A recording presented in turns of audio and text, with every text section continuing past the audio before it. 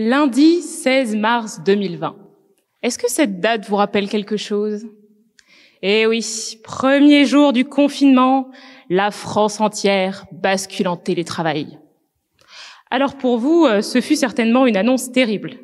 Mais pour moi, ce fut une incroyable opportunité. Vous l'aurez compris, le télétravail constitue mon sujet de recherche. Et plus spécifiquement, je m'intéresse au management des télétravailleurs. Enfin, vous allez me dire, des salariés qui ont la chance de rester chez eux pour faire le ménage, les courses, les lessives, garder les gosses, regarder une bonne série Netflix.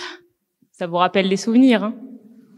Et pourtant, les résultats que j'ai obtenus ne vont pas du tout dans ce sens. En fait, les télétravailleurs sont plus performants, en meilleure santé et vivent mieux leur relation de travail que leurs collègues uniquement sur site.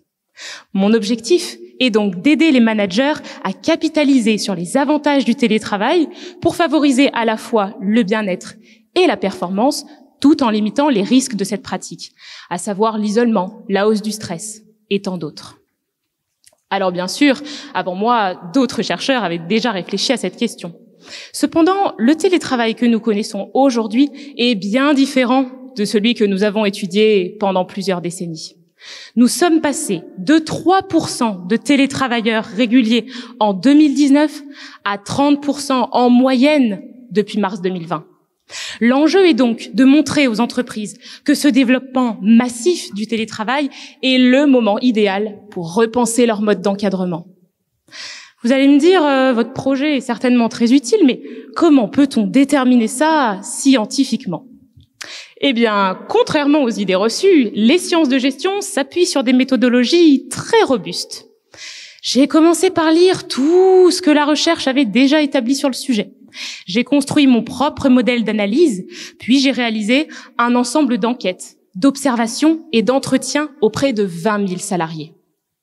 L'analyse de ces données nous montre qu'un salarié a toujours besoin du soutien et de la confiance de son manager pour assurer à la fois son bien-être et sa performance, quel que soit son lieu de travail. Mais à distance, il a besoin que son manager soit encore plus investi, qu'il l'assimile à la prise de décision, qu'il le coach et qu'il se montre toujours disponible. Ce qui n'est pas indispensable en présentiel. Pourquoi ? Parce que sur site, la présence physique des collègues assure une partie de ses rôles, ce qui décharge le manager. Mais alors comment encadrer un travail qui se déroule à la fois sur site et à distance alors que les besoins ne sont pas les mêmes ? Si vous êtes manager ou dirigeant, patience, rendez-vous dans un an pour découvrir comment encadrer vos télétravailleurs.